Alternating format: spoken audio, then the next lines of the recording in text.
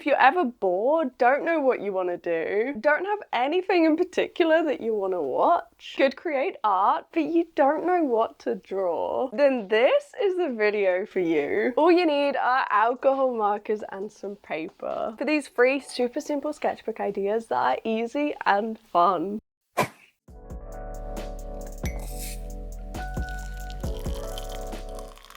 Whilst a cup of tea isn't essential, you want to grab a drink, you want to get cozy. Oh, why is it so dark? Pop a video on, I'm watching Tiffany Wang, and grab a sketchbook.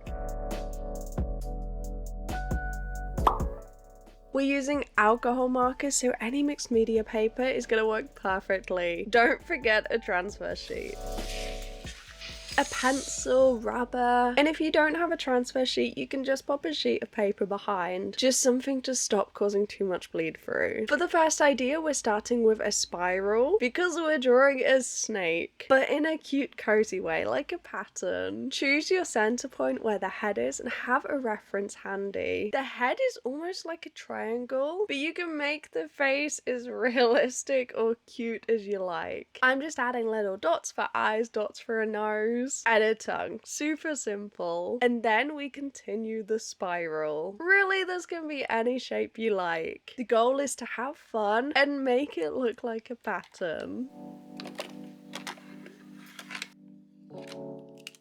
Choose 3 or 4 colors.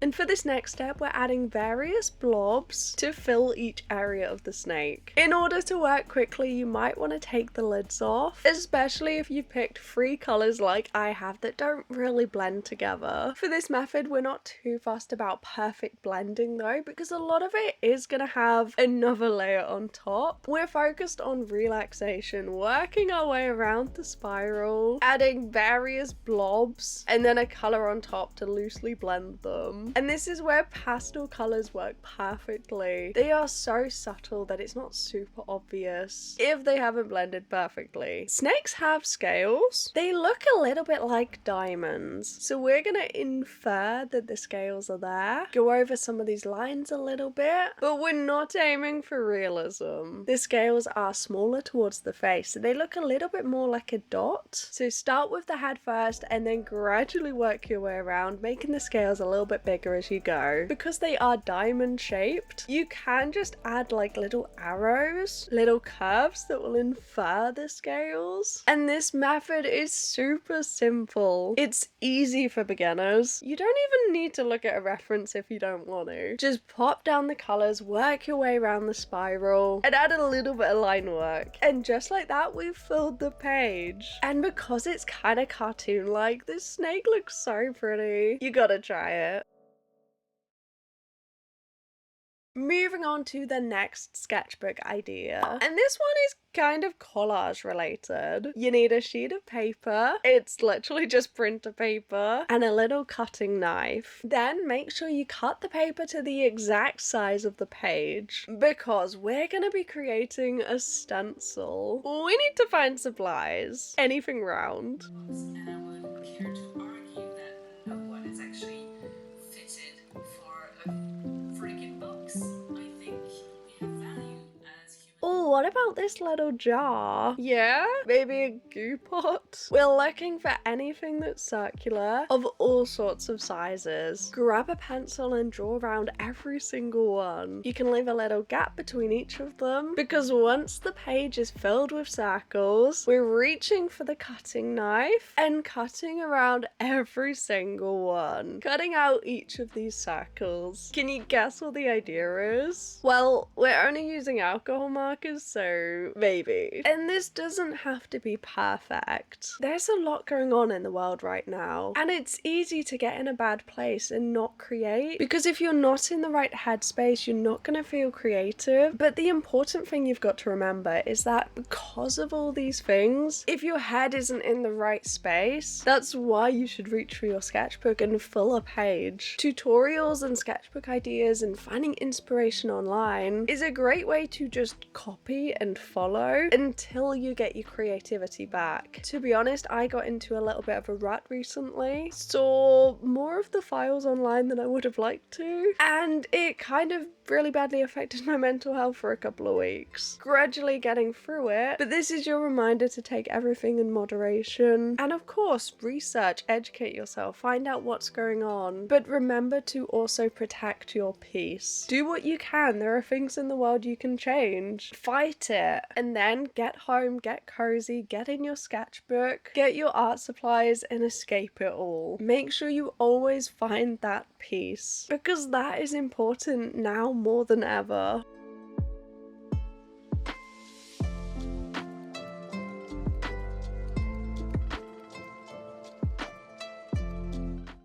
Five alcohol markers. Ideally colours that are quite similar to each other, because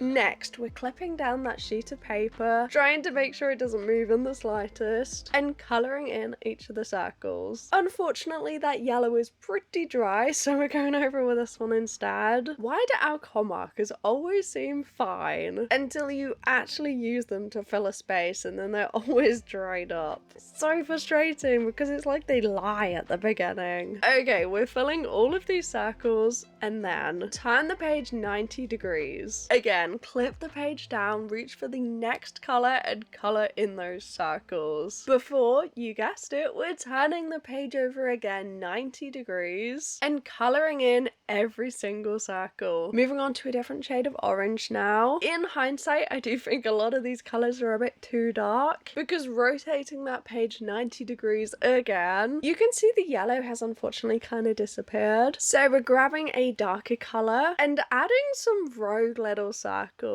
just overlaying on top, following around the edge. For this tutorial, I would recommend picking some nice light colours, and also make sure you pick out colours that are similar to each other. Like, I picked out kind of fire colours, because if you were to choose a blue, red, yellow, all the primaries, you'd end up with brown, and that might not look so good. I'm thinking, what about a nice little pastel pink? That's what we're missing, right? This is looking very orange. We're gonna tone it a bit more. This time adding circles where they fit, where it might look cool, a little bit more organized to tie the piece together. Unfortunately, it's not worked perfectly. You can see some of these lines have a little bit of splattering because the stencil isn't a hard surface, but that's okay, we can work with it. Just add some little dots around each of the edges, the darker color around the darker circles, the lighter ones around the lighter ones, some more little rogue dots, and I promise you can 100% do this idea. Like, is that not beginner friendly? And fun too. This would be so much fun to do with kids. Maybe you should give it a try.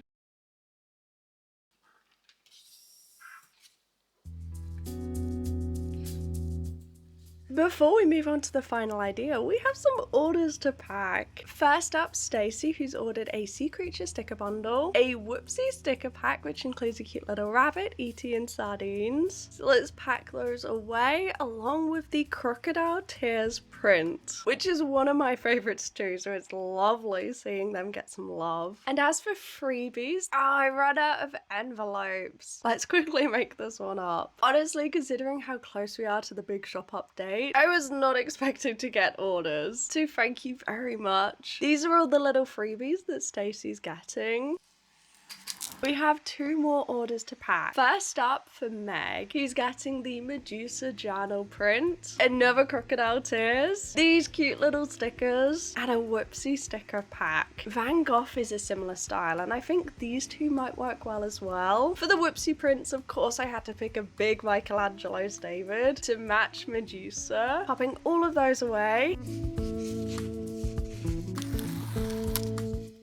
The 10k play button, of course, and the 3 little stickers for every first order. So I just had to go find a Medusa just to match that other print. On to Taylor, who of course is getting the same freebies, plus a mystery art trading card, or ACEO. It comes tucked away so you can't actually see what you've got until you open it, which I love, with a certificate, and they have 2 mystery mini Peach-tobas and 2 mystery mini Scene Series. So completely at random, what have they got? Oh, some portraits. They also have the animal sticker bundle and Whoopsie prints. So I picked out stained glass, Crocodile Tears, and sardines. And lastly, they have a spooky sticker bundle. I'm also popping in River as a freebie. Moving on to the Patreon tree, we have a newbie to add. Artistic Cats has a cute little kitty that unfortunately passed away last year. So let's remember her and pop her on the tree. Picking out some browns, but a lovely bright yellow for some highlights. Sometimes I think adding a lovely bright colour for the highlights or shadows is really what makes a piece stand out. And the yellow on the tree is so pretty. A lovely addition, and a big thank you to all of my Patreon members, specifically the sketchbook buddies. For your favorite part, the very, very satisfying swatching. So let's get started.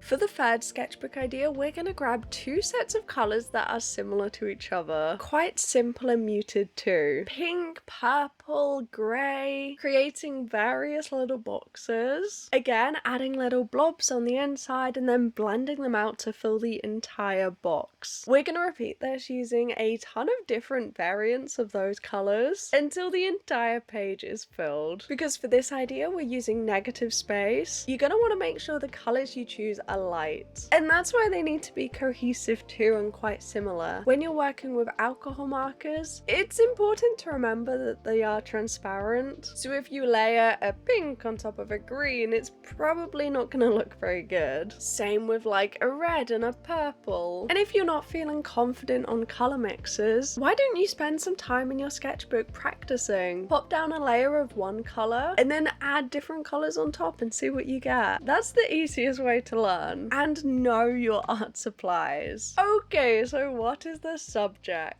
Well, if you haven't guessed already, it's fish. Did you get it right? Have a look online, get an idea for what different shapes there are, and choose various blue-green leaning shades to make the color look a bit more like an ocean. This is a fantastic way to play about with the colors you already have. So hey, why don't you just pick any? You're creating so many little blobs on this page that you could just experiment with every color you have. Go for it. All you need to do is draw the outline of a fish. Then, because it's negative space, we're filling in the rest of that rectangle again. This is going to tone the paper a little bit. The fish is going to look lovely and bright and colourful, and it's going to look like it's a little bit underwater now because it's toned. Those pink grey leaning colours have now got blue on top. If you're not familiar with negative space, it's also a fantastic introduction, especially when you compare this technique to something like watercolour, where you also have to factor in how much paint or water is on the brush, and the paper needs to dry in between layers. You need to not disturb what's underneath. So the paper has to be soft. Yeah, with alcohol markers you get to experience the joys of negative space without all of that fuss. So it's a fantastic introduction. We have various outlines of fish. They're not realistic. Of course, they are just shapes. Add an eye, add a mouth, and the rest is up to you. You can add lines, you can add curves, you can add squiggles. Hey, you could even add spirals. Get creative and add whatever patterning you like, as long as the outline looks just about like a fish and there's an eye. Fish are kind of weird. You can't really go wrong because there are so many different types that it will end up looking like something, even accidentally. Ooh, you know what though? Why don't we grab a darker color? This grey. Let's add a little bit of depth to the page. An outline now that the border is in place. We can also go over the outline of the fish, add some more of those details back in, the eyes, the pattern, and we could add bubbles.